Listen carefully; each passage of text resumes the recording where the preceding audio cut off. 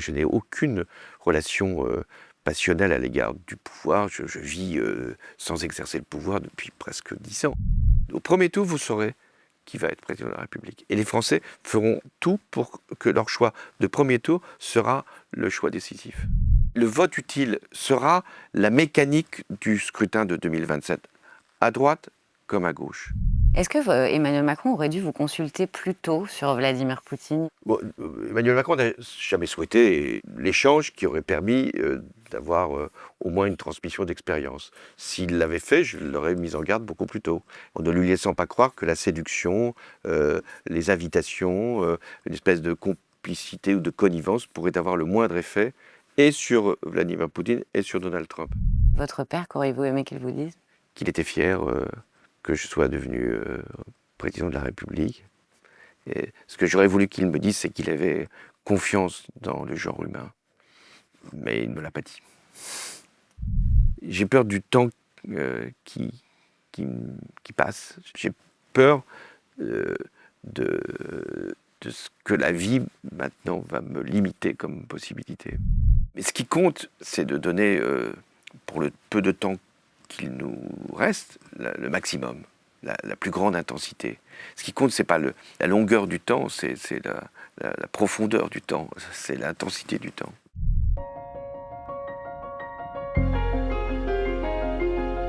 Dans les yeux d'Agathe.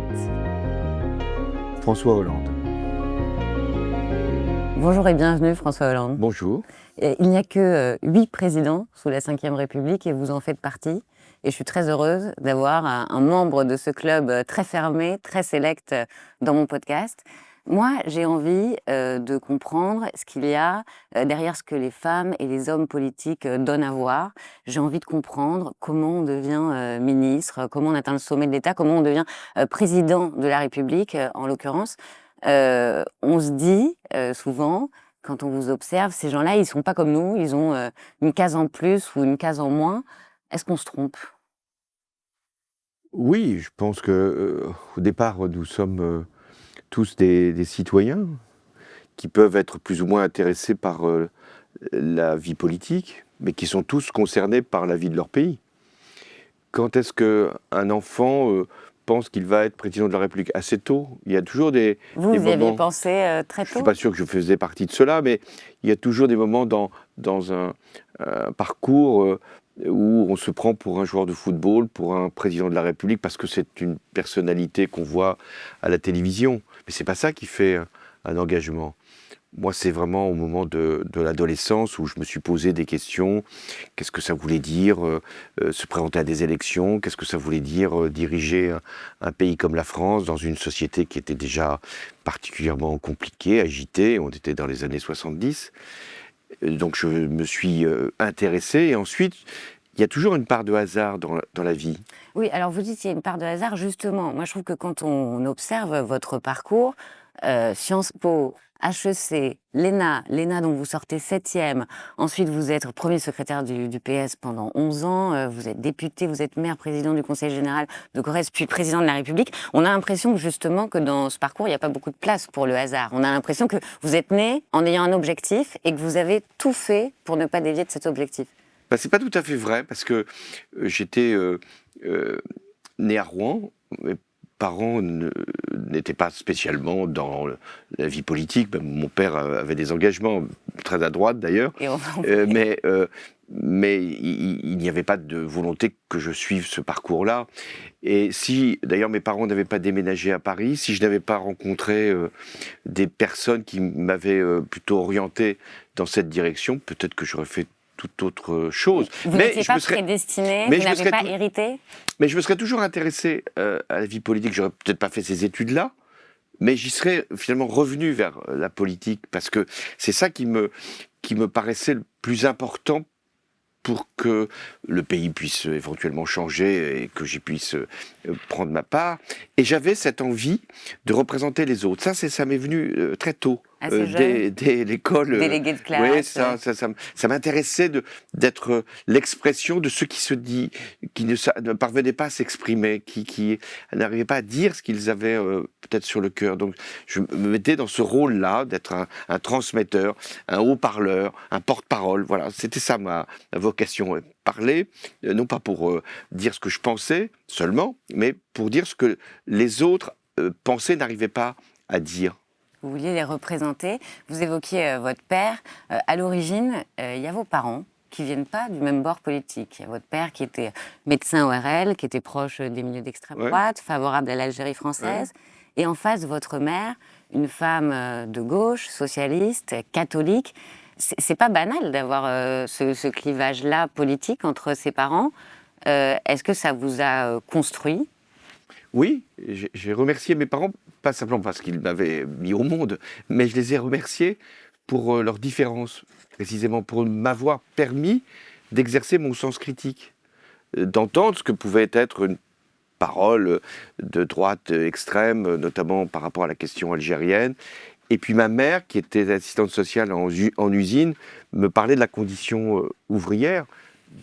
Mes parents ne s'entendaient pas bien en plus, donc ça faisait des débats internes à la maison et qui m'ont d'une certaine façon construit, qui m'ont rendu curieux. Voilà, si je pouvais donner un exemple de ce qu'est la curiosité, c'est de se dire pourquoi un père qui paraît être plutôt généreux devient aussi distant par rapport à une question de la décolonisation dans laquelle il n'a aucun intérêt. Il n'avait aucune racine en Algérie, mais il était devenu un passionné. Comment on arrive à finalement perdre, non pas la raison, il était très argumenté, mais à perdre le sens commun.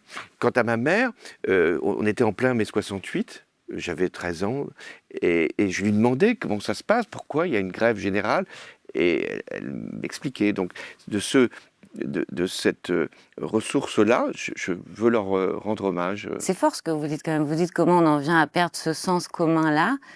Vous en avez voulu à votre père? Vous avez eu des oppositions fortes? Non, je ne suis pas construit du tout contre lui. J'ai essayé de comprendre. Et j'ai analysé ce qu'était cette pensée-là. C'était une pensée qui était finalement très noire, très pessimiste, qui n'avait pas du tout de confiance dans la nature humaine, qui croyait que le monde allait s'écrouler. Ma mère était tout le contraire, elle était solaire, elle était lumineuse, et elle croyait, peut-être aussi parce qu'elle était catholique, elle croyait dans l'espérance. Elle était toujours, même dans le moment les plus lourds, toujours en train de se dire, mais qu'est-ce qui va arriver de mieux ? Donc c'était ces deux films contraires, le soleil et la nuit, le jour et la nuit en tout cas, et qui m'ont quand même, si je puis dire, éclairé. Il était sévère, votre père? Oui, il était sévère. Il était sévère surtout avec mon frère. Donc j'ai trouvé ça assez injuste, parce que c'était toujours mon frère qui prenait à ma place. Donc, Prenait quoi, des coups? Il était violent? oui, il pouvait prendre des coups, oui. Oui. Et ma mère qui, finalement, c'était bien légitime, surréagissait pour protéger mon frère. Donc j'étais dans à la fois une situation d'observateur, voir qu'il y avait des conflits, et d'acteur, parce que je prenais quand même le parti de ma mère. Vous vous êtes réconcilié avec votre père s'il y a eu besoin de... Mon père a vécu jusqu'à 96 ans, et il est mort pendant la période du Covid. Mon père, toute sa vie, pensait que le monde allait s'effondrer. Et précisément, il est mort quand il a eu le sentiment que le monde s'effondrait avec la crise sanitaire. Mais on avait des liens qui étaient néanmoins forts parce que il y avait ce souvenir de nos vies, de ma mère qui était décédée beaucoup plus tôt, et donc je l'ai accompagnée jusqu'au dernier moment. De façon apaisée? Oui, de façon apaisée. Et si j'ai souffert, c'est précisément de ne pas pouvoir, pendant la période du Covid, être là à ses côtés au moment où il est parti. Votre père, il a observé votre mandat, il l'a commenté? Mon père ne voulait pas que je m'engage en politique. Non pas qu'il pensait que je ne devais pas avoir des idées contraires à lui. Non, c'est pas ça. C'est qu'il pensait que c'était pas ma place. C'est-à-dire au sens où, pour lui, la réussite ne venait pas d'une vie politique, électorale accomplie jusqu'à être à l'Élysée. Pour lui, la politique était un rejet qu'il faisait. Et donc il a essayé de vous en dissuader Non, ou... il a tenté au tout début, et après il a regardé. Et quand je suis devenu président de la République, bien sûr, ce soir-là, du 6 mai, je l'ai appelé au téléphone pour lui dire, voilà, je te préviens, dans quelques minutes, tu apprendras que je suis président de la République. Et là, il m'a dit, bon, je pense qu'il en était malgré tout heureux et fier, mais il m'a dit, oh là là, qu'est-ce que tu vas souffrir. Il n'avait pas complètement tort. Donc son pessimisme de ce point de vue-là était assez bien vu. C'est provisoire. Il avait voté pour vous ou pas, votre père? Je ne sais pas. Il voulait... je pense qu'il l'avait fait, mais il ne me l'a pas dit. Et vous n'avez pas voulu le savoir? Je n'ai pas voulu le savoir. Je ne vais pas poser la question. Je pense qu'il l'avait fait, mais je n'ai pas voulu le mettre devant cet aveu-là. En tout cas, il n'avait pas voté pour François Mitterrand. Il n'avait pas voté pour François Mitterrand. La première fois que je l'ai vu voter, j'avais 10 ans, il avait voté pour Dixit-Villancourt. Donc c'était quand même... Extrême droite. Ouais, on était loin. On était loin. Et d'ailleurs, vous évoquiez le fait que vous avez rejoint Paris. En fait, vous avez rejoint Neuilly quand vous aviez quoi, 14 ans? 14 ans. Vous devez quitter Rouen précipitamment? Oui, j'avais ma vie d'enfant et déjà de préadolescent à Rouen. J'étais très attaché à cette ville. Je le suis toujours d'ailleurs, même si j'y vais beaucoup moins. Et quand je suis parti, oui, c'était un déracinement pour moi. Bon, j'arrivais à Neuilly. Oui, vous quittez Rouen pour aller dans une des villes les plus chics de Paris. Vous redécouvrez une nouvelle bourgeoisie. Oui, je venais de la campagne parce qu'on habitait à côté de Rouen, dans une ferme que mon père avait aménagée. J'arrive dans un milieu qui m'est totalement étranger. Et donc, ça me construit aussi, d'une certaine façon. Et puis, à l'époque, il y avait quand même plus de diversité sociale qu'il y en a sans doute aujourd'hui. Vous n'avez pas souffert, comme ça peut être le cas, d'un mépris de classe? Vous n'êtes pas dit, je ne suis pas à ma place, il faut que je m'habille comme ça, je n'ai pas les coutumes? Si, j'ai pu avoir ce sentiment de ne pas avoir les rites et les usages de ce milieu. Mais comme je vous l'ai dit, la qualité principale, c'est d'être curieux. Il faut essayer de comprendre où on est. Est-ce que c'est représentatif d'un milieu ou représentatif davantage de la France? C'est une partie de la France. Et puis j'ai rencontré aussi des femmes et des hommes que j'ai gardés comme amis toute mon existence. Notamment la troupe du Splendide? Oui, une partie. Mais vous ne devenez pas comédien?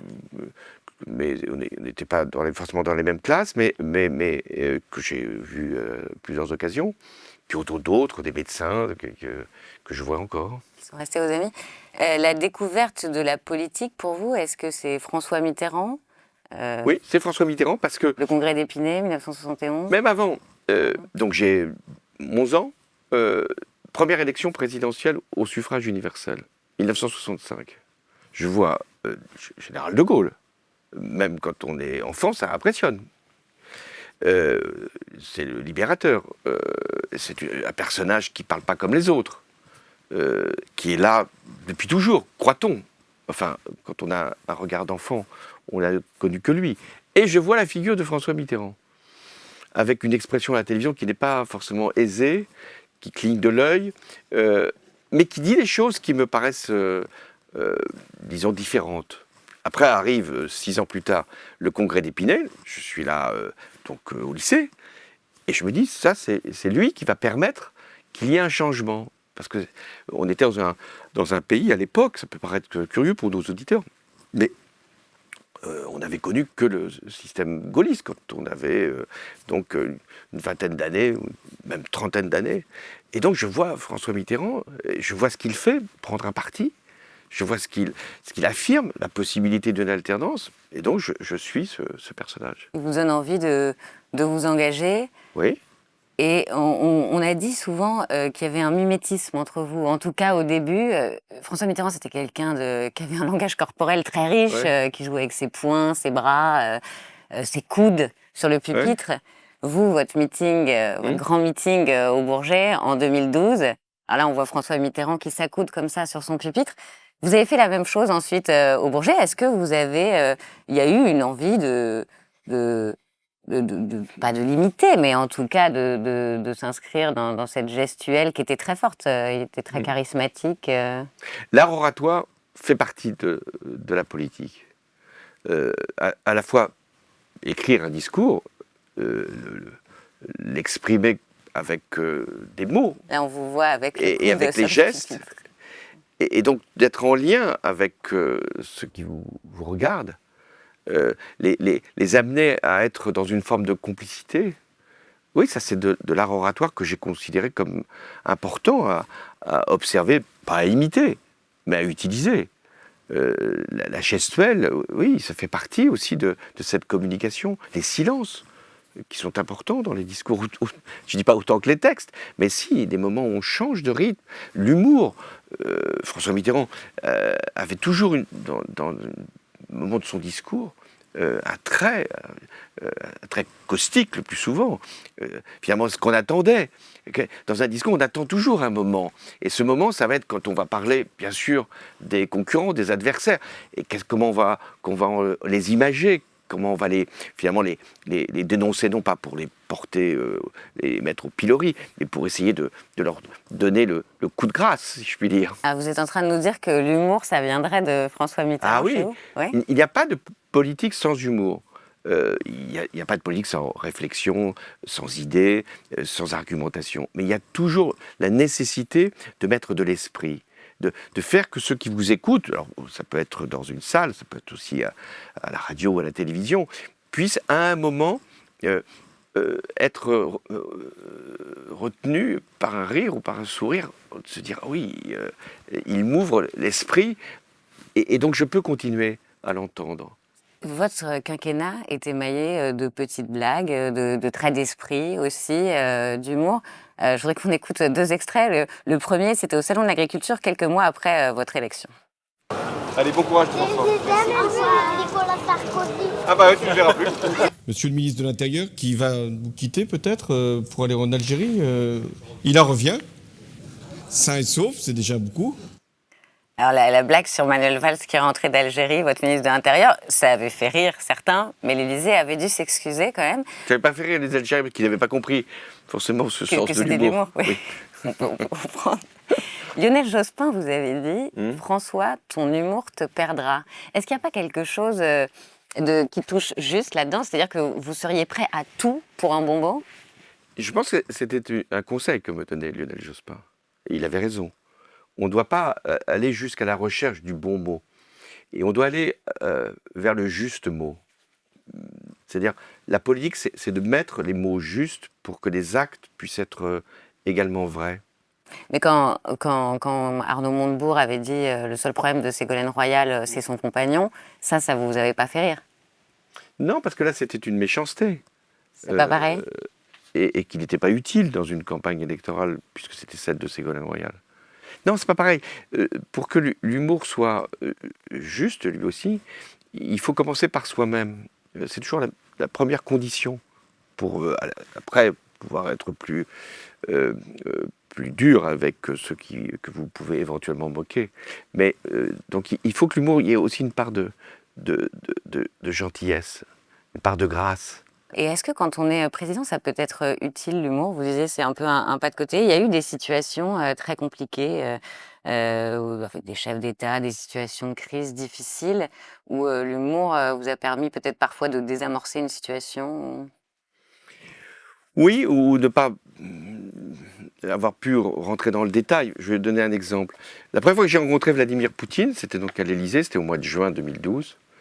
Et il avait déjà été intempestif, marquant une volonté non pas d'agressivité, mais de rapport de force. Et j'ai eu cette phrase en disant, puisqu'on m'interrogeait sur l'impression que m'avait donnée Vladimir Poutine, et j'ai dit la première impression est toujours la bonne. Et l'impression que j'ai eue ce jour-là a été la bonne. C'est-à-dire qu'il ne comprend que les rapports de force et qu'il est toujours en train de regarder comment il peut nous agresser quelquefois, pas militairement, c'est hélas les Ukrainiens aujourd'hui qui le sont, mais pousser ses avantages. Il faut toujours le mettre à sa place. Ça, vous l'avez compris tout de suite. Comment on se prépare on a beaucoup ont en tête cet échange entre Vladimir Poutine et Nicolas Sarkozy. Enfin, ils avaient eu un rendez-vous et ensuite Nicolas Sarkozy était apparu en conférence de presse complètement sonné. La presse même s'était interrogée sur le fait de savoir s'il avait bu. Et en fait, non, pas du tout. Il était KO à cause de son échange avec Vladimir Poutine. Ça Oui. donne une idée de la brutalité des échanges avec lui. J'imagine que vous étiez préparé particulièrement. Oui, parce que Poutine peut alterner le chaud et le froid, ou le brûlant et le glacial dans une conversation. C'est-à-dire être particulièrement aimable, je n'ose pas dire affable ou doux, amical, puis à un moment sortir de ce rôle et proférer une attaque ou une provocation ou un mensonge qui vous sidère et donc qui vous met dans une position où vous avez baissé la garde. C'est très habile de la part, il n'a pas été espion pour rien. Il vous fait baisser la garde. Et après, il vous donne un coup. Il donne un coup. Donc il faut être toujours, finalement, avec une forme de protection, en sachant qu'à un moment, ça peut dériver. Je vais vous donner un exemple.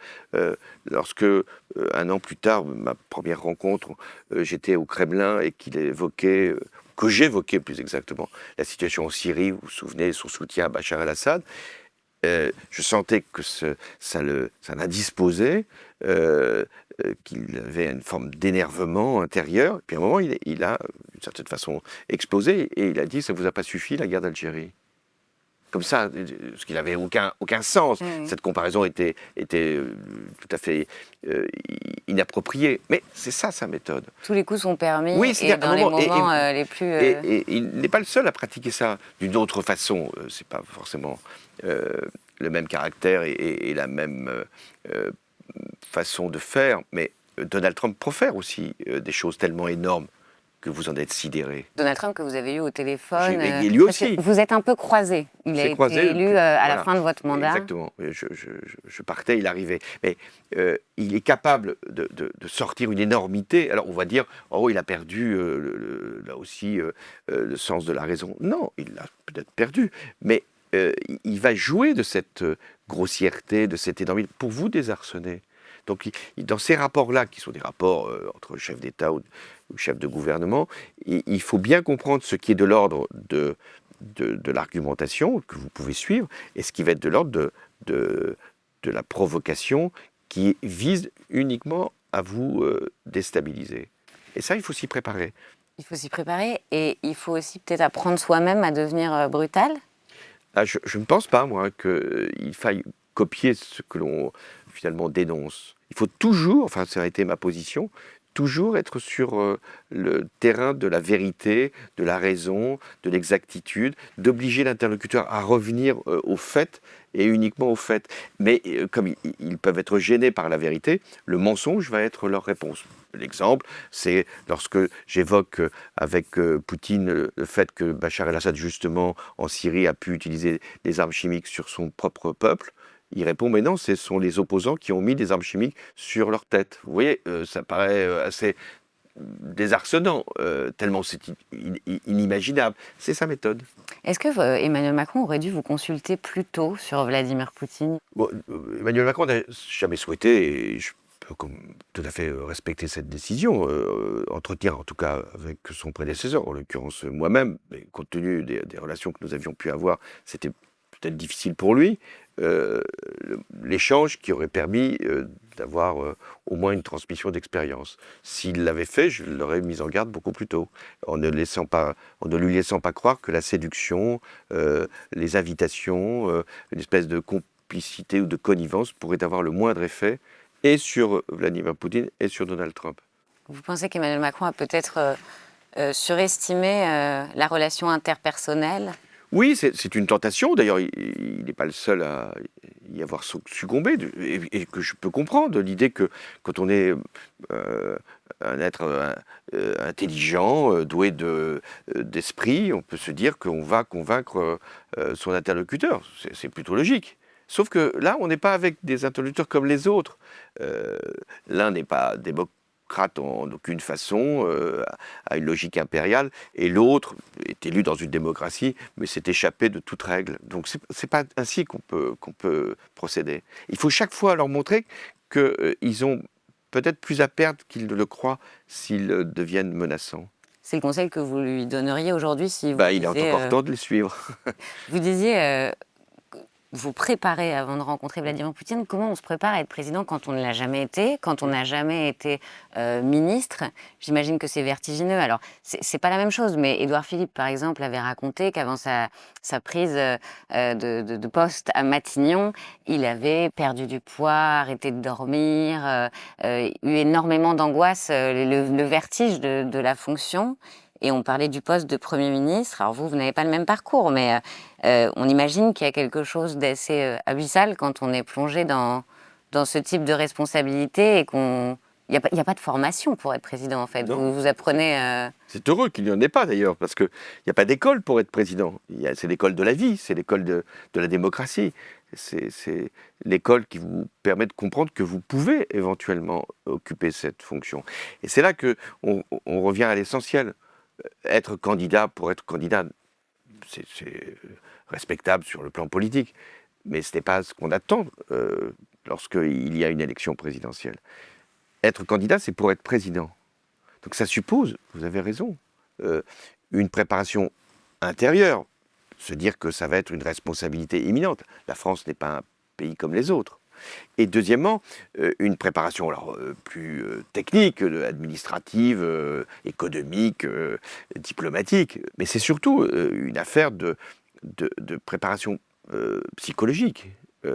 Parce que d'un seul coup, entre le moment où on devient président après avoir été candidat, c'est une autre vie qui commence, avec une autre responsabilité et une réalité que vous ne pouvez plus commenter. Elle est là, vous devez agir.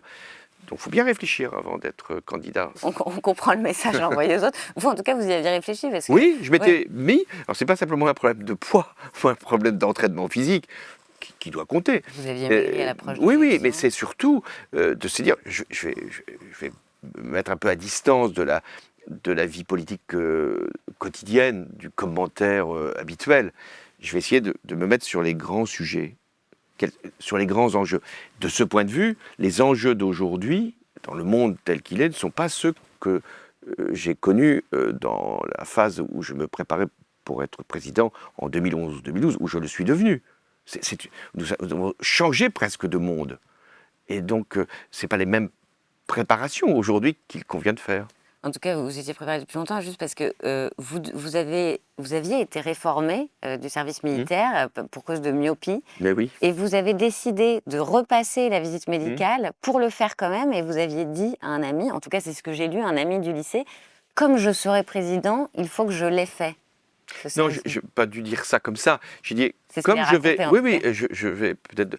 Comme je vais sans doute un jour avoir une fonction, je ne sais pas exactement laquelle, mais en tout cas une fonction élective, et peut-être des décisions à prendre, je considère que le service militaire, ce n'est pas simplement une obligation, c'est aussi une initiation à des choses importantes, c'est-à-dire précisément la défense du pays.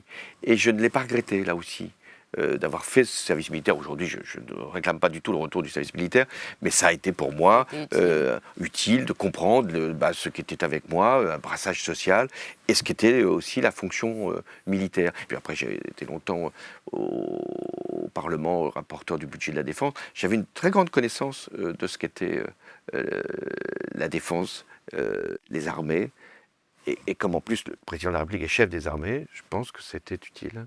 Rien ne vous a été épargné pendant votre mandat. Vous avez eu les attentats, vous avez eu les guerres, vous avez eu la vie personnelle révélée dans les magazines, la séparation annoncée à l'AFP, parce que vous étiez président. Vous avez eu les frondeurs, vous avez eu l'affaire Leonarda, vous avez eu la pluie qui vous a poursuivi comme une métaphore pendant 5 ans.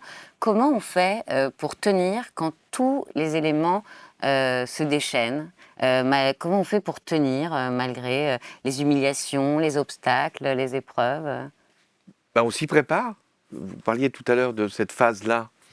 On doit se dire qu'il y a un moment très heureux qui est celui d'une campagne électorale, d'une victoire, et puis il y aura un moment éprouvant qui est celui de l'exercice du pouvoir. Et chaque président vit d'une certaine façon cette rencontre avec une réalité hostile et avec des impopularités qui peuvent être blessantes. Et avec, Les doutes de l'opinion, les doutes doutes de son l'opinion, propre camp aussi. Oui, des événements personnels, tout s'ajoute. Et ça fait partie, non pas du contrat, mais ça fait partie de ce qu'est finalement la fonction. Aucun président n'a vécu une période sereine. Toutes les crises arrivent successivement. C'est vrai, mais est-ce qu'il ne faut pas avoir quelque chose en soi qui dépasse par exemple, Emmanuel Macron, on a dit qu'il avait un côté un peu christique, qu'il était en mission. Il y a quelque chose de mystique dans cette abnégation-là, dans cette... Oui, il y a sans doute ce qui relève de la foi aussi dans ses propres qualités ou ses propres décisions, savoir qu'on décide juste, mais de ne pas laisser aussi penser qu'on est atteint. Ça, c'est très important.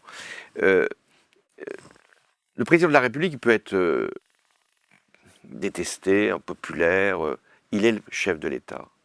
Et donc, quand il se passe des événements importants, guerre aujourd'hui ou des épreuves terroristes, qu'on ait voté pour le président, qu'on n'ait pas voté pour le président, on regarde le chef de l'État. C'est lui qui va prendre la décision en notre nom. Et donc le président, même s'il est parfois lui-même touché, j'ai été pendant les attentats, ému par le malheur, le drame, la tragédie, il doit montrer qu'il est non pas imperméable, non pas impassible, mais il doit montrer qu'il tient. Parce que s'il ne tient pas lui, comment le pays peut lui-même tenir? Donc ça a été ma constante. On peut à un moment m'attaquer, on peut mettre en cause les intérêts fondamentaux du pays. Il faut que je tienne, que je sois là comme il convient. Et trouver les mots pour aussi apaiser, rassurer, unir. Ça, c'était aussi mon mantra, si vous voulez. Il y a des moments où vous avez failli flancher? Vous parliez des attentats, il y a eu d'autres affaires difficiles. Non, pas dans ces moments où l'essentiel est en cause. Le président doit être le premier à tenir. devant les Français, non pas à montrer l'exemple, mais à montrer qu'il est là.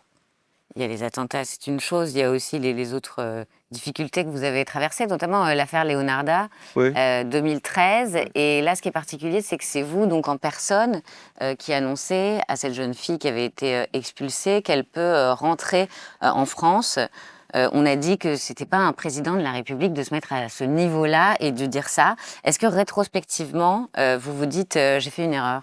Oui, c'était pas au président de la République de prendre cette décision, c'était à d'autres qui n'étaient pas forcément prêts à Qui ne voulaient pas à le prendre leurs faire. responsabilités Oui. et qui n'étaient pas d'accord entre eux. Exactement. Donc c'est à un moment, il faut qu'il y ait quand même quelqu'un qui décide. Il y avait une guerre entre Manuel Valls, Ouais, Jean-Marc voilà, Ayrault. il y avait une discordance, on va dire, au sein du gouvernement, et donc il fallait que le président puisse prendre une décision. Mais il y a eu une médiatisation qui était complètement inappropriée, exagérée, sur une histoire qui aurait dû être une histoire gérée par le préfet. C'est même pas le gouvernement, le préfet, puisque pour ceux qui nous écoutent, les parents de cette jeune fille n'avaient pas droit au séjour, étaient donc raccompagnés et renvoyés. Et cette jeune fille a été dans un quart scolaire, n'avait pas pu suivre ses parents. Que fait-on de la jeune fille où elle a été finalement expulsée, devait-elle rentrer compte tenu de l'irrégularité de la procédure? Bon, sa sœur était en France, un peu comme un arbitre. J'ai dit, puisque si elle veut rentrer, sa sœur peut l'accueillir, et ses parents doivent rester hors du territoire. Mais aujourd'hui, vous reconnaissez que aujourd'hui, c'était pas à je vous pense de le que dire. c'était pas au président de la République. Et ça, c'est un défaut de la Ve République qu'il faut corriger. C'est pas la Ve République en tant que constitution. C'est-à-dire que tout remonte vers le président. Tout arrive à un moment à l'Élysée, non pas parce qu'il y aurait une concentration du pouvoir, mais parce que le quinquennat, sans doute une certaine habitude de rapporter, de verticaliser, comme on dit, c'est le président. Non, Ça ne doit pas être le président. Le président, il doit s'occuper des enjeux fondamentaux, pas d'une jeune fille ou d'un jeune garçon qui a peut-être été mal orienté. Non, il doit prendre ce qui est l'essentiel, ce qu'attendent les Français. Et c'était finalement ça, l'origine de la Ve République. Un président qui donne les grandes lignes, qui défend la position de la France, notamment dans le monde. Et pas qui essaye de faire la synthèse entre Jean-Marc Ayrault, Manuel Valls, et puis les pas qui différents essaye courants de la gauche. de faire le budget à la place du gouvernement, de prendre une mesure plutôt celle-là qu'une autre. Ça, c'est le gouvernement. Ça, ce sont les ministres qui doivent faire ça. Et donc... Il y a des erreurs que vous ne referiez pas si vous redeveniez président aujourd'hui. Oui, vous feriez autrement. Sur cette pratique-là, je considère que j'étais dans la suite de mes prédécesseurs. C'était la logique extrêmement présidentialiste, avec cette idée que le président est le chef de tout, chef de l'État, chef des armées, chef de l'exécutif, chef de la majorité, chef de son parti. Eh bien non. Il doit être le chef de l'État, avec effectivement les fonctions de chef des armées, et il doit donner les grandes lignes, et pas gérer ou co-gérer. On peut avoir envie d'y retourner après un mandat pareil ? Non, je ne pense pas que ce soit un terme d'envie. Je me suis toujours gardé de ça. Ce n'est pas un problème personnel d'être candidat à la fonction présidentielle. C'est une question collective, au sens qu'est-ce qu'on fait avec d'autres et pour le pays. Donc ce n'est pas du tout l'idée de revanche qui n'a jamais fonctionné. Aucun ancien président n'a pu redevenir président parce qu'on n'a pas envie de revoir le match. C'est pas ça, on refait pas les matchs. On doit simplement remporter d'autres victoires. C'est pas l'envie personnelle qui compte. Vous dites dans Marianne que vous vous préparez pour 2027. Qu'est-ce que ça signifie, vous préparer ?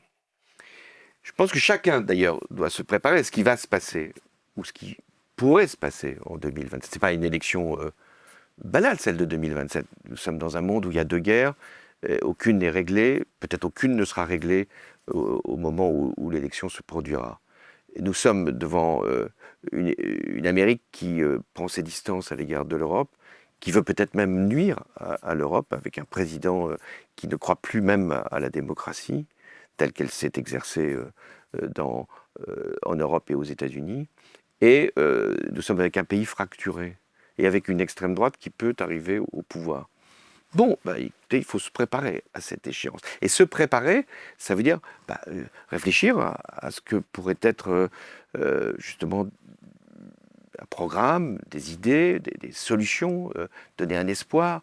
C'est de tout ça qu'il s'agit. C'est pas se préparer individuellement. Oui, mais est-ce que vous pensez que la gauche peut encore faire rêver François Hollande ? Est-ce que vous avez, par exemple, une idée de mesure, ou est-ce que vous réfléchissez à une idée de mesure qui pourrait changer la vie des Français encore ?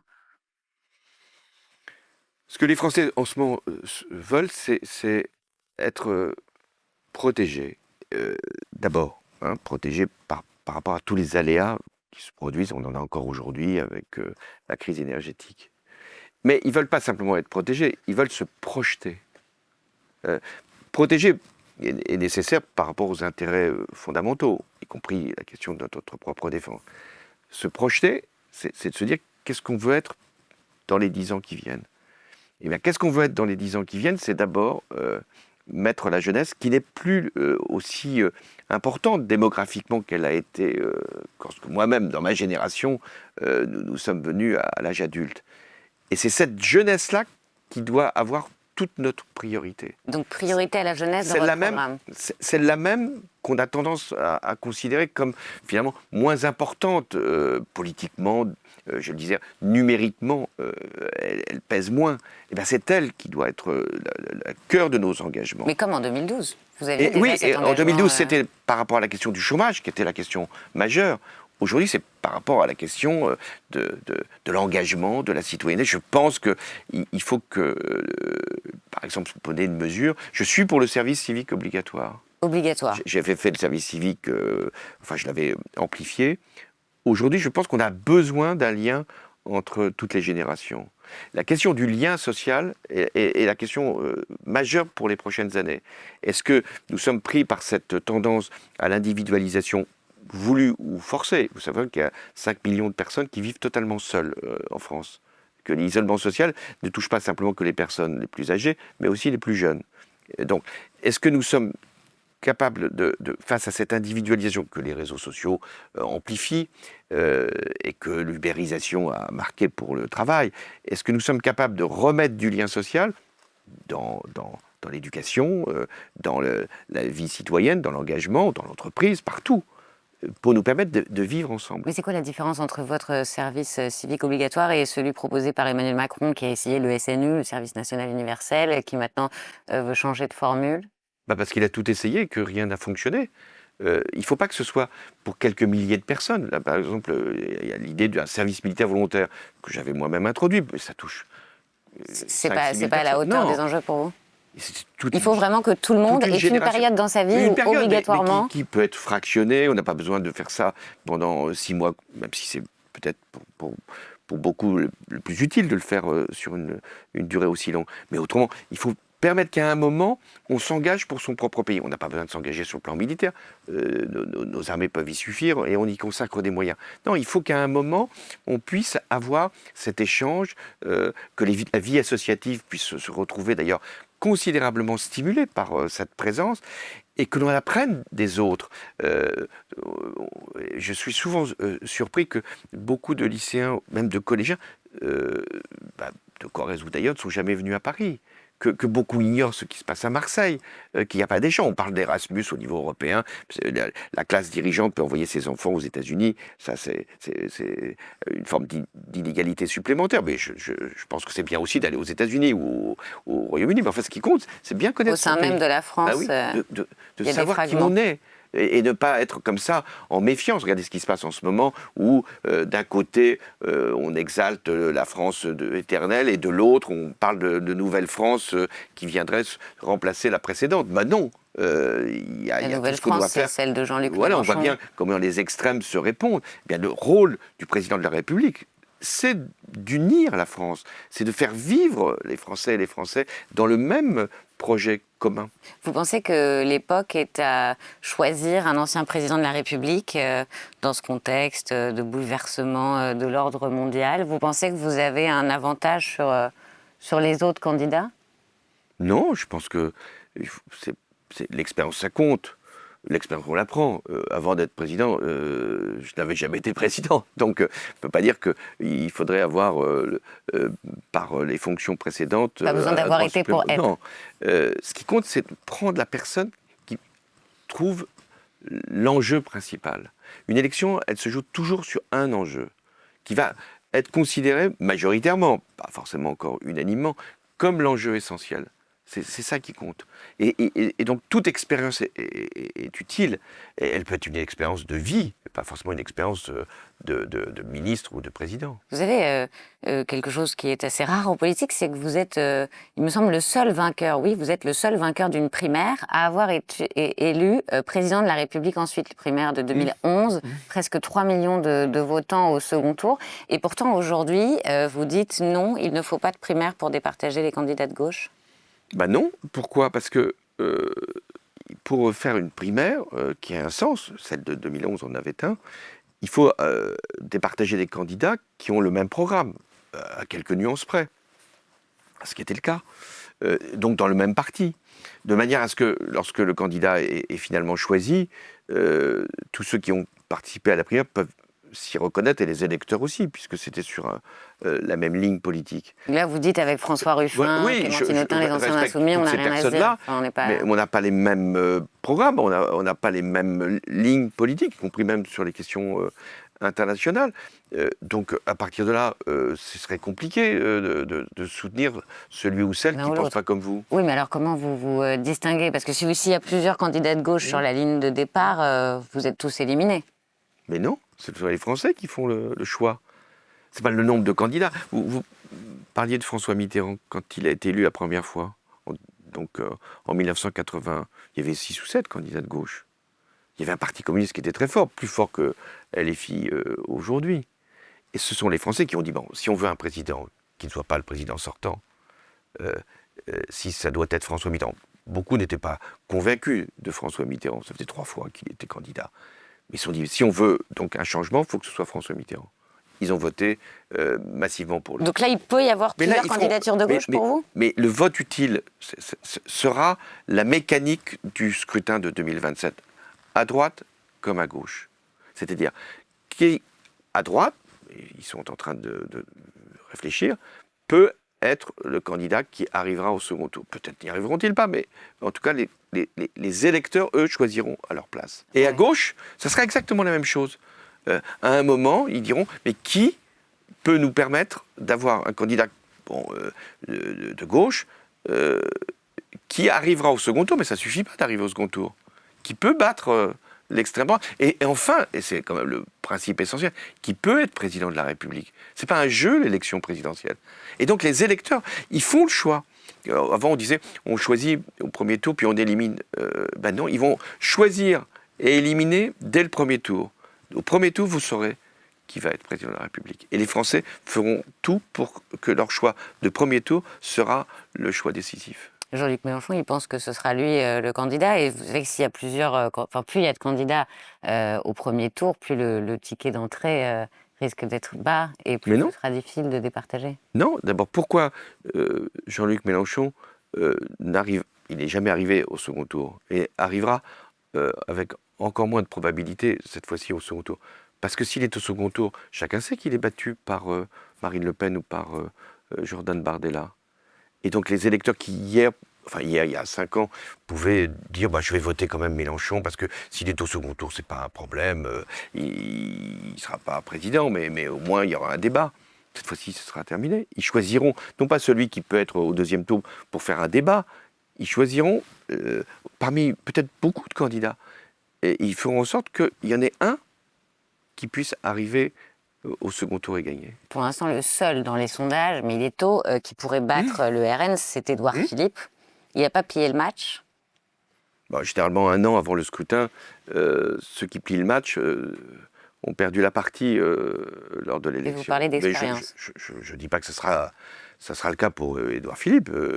Je pense qu'à un moment, il faut dévoiler aussi son programme. Il met trop de temps à... Non, je pense qu'il a promis un programme massif. Voilà, pour l'instant, on a compris que c'était massif. On n'a pas vu le détail du massif en question. Mais il a peut-être raison. Pourquoi aller le dire aujourd'hui, prendre tous les coups? Il y a une campagne pour ça. Donc chacun s'organise comme il l'entend. Ce que je peux dire d'expérience, ayant moi-même été candidat et élu président de la République et puis ayant suivi beaucoup de campagnes, ça se cristallise 2 mois avant le scrutin. Il y a, à ce moment-là, les Françaises et les Français, ils disent exactement quel va être leur vote. Peut-être que le Rassemblement national, qui fait 35% dans les sondages, ne sera pas aussi haut. Peut-être qu'il y aura un candidat qui sera apparu, sera celui qui sera regardé comme pouvant être le président. Mais sans tourner autour du pot, François Hollande, vous dites que vous préparez, vous y pensez. Est-ce que vous voyez des similitudes entre la situation aujourd'hui et celle de l'époque en 2011, quand vous étiez autour de 3% dans les sondages, que les journalistes n'allaient pas voir vos meetings, qu'on ne vous prenait pas au sérieux, et finalement c'est vous qui êtes devenu président? Est-ce que vous voyez des similitudes? Aujourd'hui, vous êtes autour de 6% dans les sondages, on ne mise pas particulièrement sur vous. Mais je ne suis pas candidat, donc les sondages n'ont pas de sens pour une non-candidature, et n'ont de sens que pour une candidature. D'ailleurs, ce jugement-là, qui me paraît intéressant, c'est de savoir si c'est utile d'être candidat ou de ne pas être candidat. Donc, je dis souvent, j'ai déjà été président de la République, moi je n'ai aucune relation passionnel à l'égard du pouvoir. Je vis sans exercer le pouvoir depuis presque 10 ans. Mais les situations ont totalement changé par rapport à 2011-2012. En 2011, si vous voulez que je revienne sur cette période, j'étais sûr d'être président de la République. Parce que je savais que celui qui sortirait précisément de la primaire avait de très grandes chances de gagner. Ce qui d'ailleurs s'est vérifié. Aujourd'hui, qui peut dire qu'il va être président demain? C'est les Français seulement qui le diront le moment venu. Vous avez des différences de fond avec Raphaël Glucksmann qui lui, pose des jalons et ne cache pas qu'il entend annoncer bientôt qu'il sera candidat? Non, j'ai pas de différence de fond. Je trouve que ce qu'il dit sur notamment les questions européennes, c'est juste.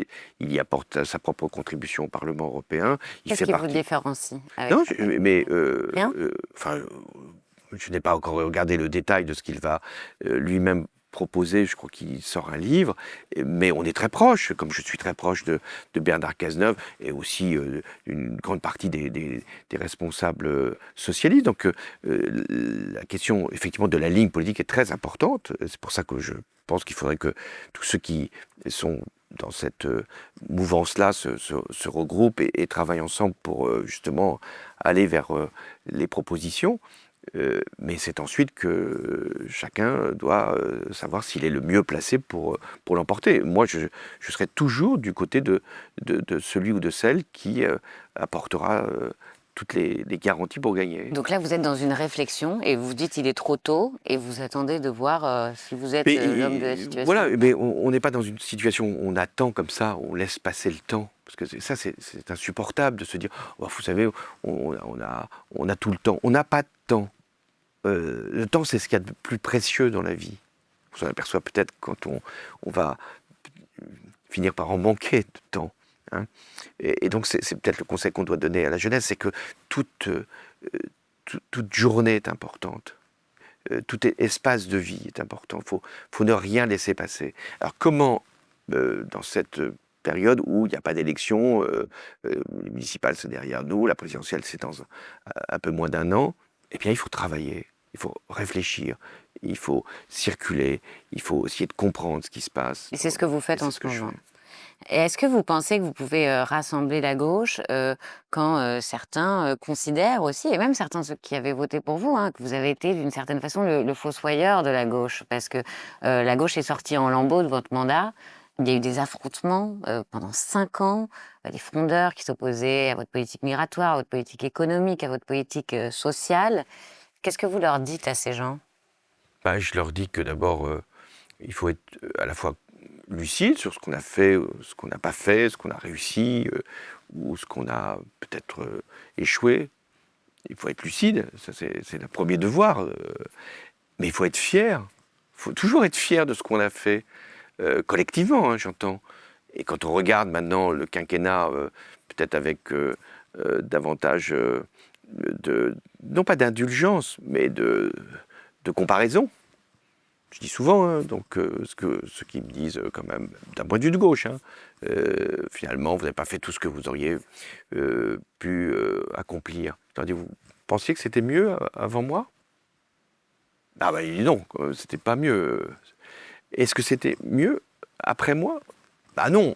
Donc prenez conscience de ce que nous avons fait, ce que nous avons fait avancer comme droit. Je ne parle pas simplement du mariage pour tous, je pense à tout ce qu'on a fait sur le tiers payant, la complémentaire santé, la lutte contre le chômage, création d'emplois, puis la vie en commun, justement l'apaisement, espèce de pratiques beaucoup plus respectueuses des institutions, des pouvoirs, de la presse, etc. Ouais, soyez fiers de ce que la gauche fait. N'ayez pas toujours ce souvenir que il faut expier parce qu'on n'a pas fait tout ce qu'on pouvait faire. Bien sûr qu'on ne fait pas tout ce qu'on pouvait faire, mais la période a changé. Et puis aujourd'hui, c'est plus simplement une affaire gauche-droite. Quand on a une extrême droite à près de 35%, je rappelle que quand je suis parti, elle était à 20%, on a quand même un devoir. On n'est plus simplement dans un affrontement qui peut être tout à fait précieux entre la gauche et la droite, mais enfin qui ne suffit pas. Il faut rassembler, il faut unir, il faut essayer d'élargir. Donc c'est ça que j'essaye de faire comprendre. Vous avez, quand vous avez quitté l'Élysée, vous ne vous êtes pas représenté. C'est inédit. Vous avez décidé de ne pas être candidat à votre réélection. On vous écoute ce soir-là, vous étiez à l'Élysée, 2016. Aujourd'hui, je suis conscient des risques que ferait courir une démarche, la mienne, qui ne rassemblerait pas largement autour d'elle. Aussi, j'ai décidé de ne pas être candidat à l'élection présidentielle. Comment on se remet de ce choix-là et comment s'est passée la période qui a suivi? Vous avez évoqué les conditions. D'abord, être président, c'est pas vouloir être président pour toujours, au moins une deuxième fois. Il faut bien réfléchir. Généralement, les seconds mandats ne sont pas forcément les plus faciles et les plus glorieux. Je ne parle pas simplement de ce qui vient de se produire, mais quand on regarde les séquences antérieures. Deuxièmement, il faut être candidat pour gagner. Je dis toujours, une candidature, c'est pour être président, c'est pas pour figurer. Il y a des conditions qui le permettent, il y a des conditions qui ne le permettent pas. Vous avez parlé des frondeurs, si c'était toute petite minorité, ils étaient dans un empêchement. Puis il y avait Emmanuel Macron qui avait déjà décidé de sa candidature, sans m'en prévenir. Une trahison. Enfin, en tout cas, une volonté de ne pas me faciliter la tâche. Donc, à partir de là, je prenais la décision qui convenait. Est-ce que j'étais heureux de cette décision? Non, vous avez vu. Mais vous ne l'avez pas regretté quand vous avez Si, je l'ai vu que regretté 2 mois après, 3 mois après. 6% pour Benoît Hamon, Oui. candidat de la gauche, François Fillon qui est embourbé dans les affaires. À ce moment-là, vous vous êtes pas dit j'aurais dû y aller? Si, mais c'était trop tard. Donc si j'ai peut-être un reproche à me faire, pas simplement à faire aux autres, c'est de dire j'ai pris une décision, j'avais fait cette promesse que j'aurais à décider au mois de décembre.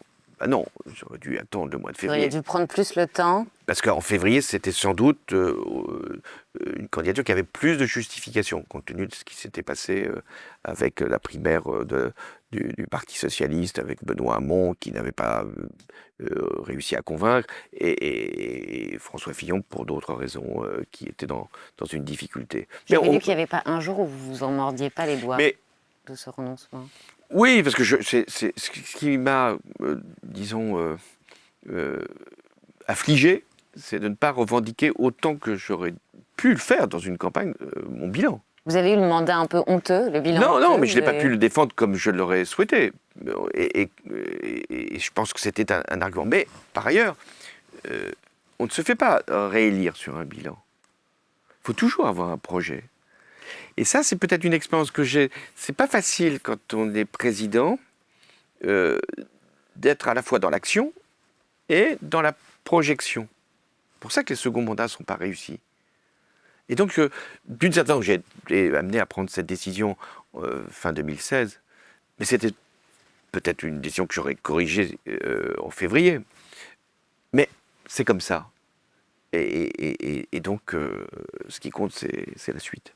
Est-ce que vous avez pardonné à Emmanuel Macron? Mais je ne suis pas du tout dans une logique de pardon ou de revanche. Chacun fait ce qu'il pense devoir faire. Ce qu'il faut, c'est faire franchement les choses. Peut-être que la trahison fait partie de la vie politique. Vous regardez toutes les successions qui se sont faites, elles ont été rarement tranquilles. On ne va pas citer de nom, mais enfin... ça a beau faire partie de la vie politique, quand ça arrive, c'est pas très agréable. Non, mais surtout, c'est quand ça arrive sans être finalement déclaré. Quand c'est préparé sans franchise. Voilà, c'est ça qui... Il y a eu une duplicité à un moment. Oui, à un moment, il faut dire. Il ne faut pas laisser croire qu'on sert un président quand on prépare une candidature. Je vous interrogeais sur le pardon, un pilier du christianisme. Sous la Ve République, on a eu des présidents qui assumaient leur foi catholique, des prédécesseurs, Nicolas Sarkozy qui avait dit jamais l'instituteur ne remplacera le curé ou le pasteur, Emmanuel Macron qui a envoyé beaucoup de signaux aux catholiques. Vous, la religion, c'est pas quelque chose, vous en avez peu parlé. Qu'est-ce que ça représente pour vous, la religion? Moi, j'ai eu une éducation religieuse. Ma mère était catholique et elle avait cette foi qui me paraissait plus qu'admirable, respectable en tout cas. Donc la religion n'est pas un adversaire que j'aurais eu à combattre. Bon. Donc je suis laïque par principe, par vie.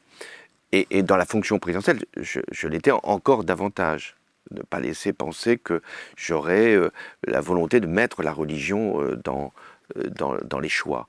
Et quand il y a eu les attentats, j'ai fait en sorte que les religions puissent être unies par rapport à ce qu'était cette attaque islamiste qui venait et qui pouvait nous fracturer. Enfin, je considère que la foi, c'est une affaire personnel et qui n'a pas vocation à être proclamé, surtout quand on est un responsable politique. Donc si je vous demande si vous avez la foi, vous ne me répondrez pas? Non, enfin, je pourrais vous répondre en disant Alors, est-ce que que je vous n'ai pas avez de la foi? pratique religieuse, que je n'ai pas le souci de respecter des principes qui me seraient dictés par une religion. Mais j'ai des principes éthiques qui font que souvent, ça peut arriver, les lois de la République permettent finalement à tous ceux qui ont une foi d'être pleinement respectés. Vous distinguez les institutions, l'Église et la foi. Oui, je pense que la foi est une affaire personnelle, qui peut être aussi une affaire collective, parce qu'elle est pratiquée par des croyants, des fidèles de chacune de nos religions, mais elle doit être mise à bonne distance. Si on veut que la République s'impose, et elle doit s'imposer, elle doit dialoguer quelquefois, c'est nécessaire, avec les représentants des cultes, mais elle ne doit pas céder devant quelques pressions venant d'un culte ici en France. S'agissant des sacrifices, est-ce que vous en avez fait beaucoup dans votre fiche? J'imagine que oui. Bruno Retailleau, qui était à votre place il y a quelques jours, disait la politique, c'est une vie où on ne s'appartient pas totalement.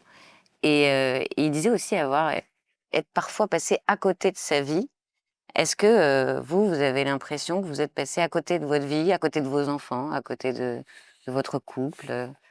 Oui, on donne beaucoup en politique, contrairement à tout ce qu'on peut dire. On donne beaucoup de son temps, beaucoup de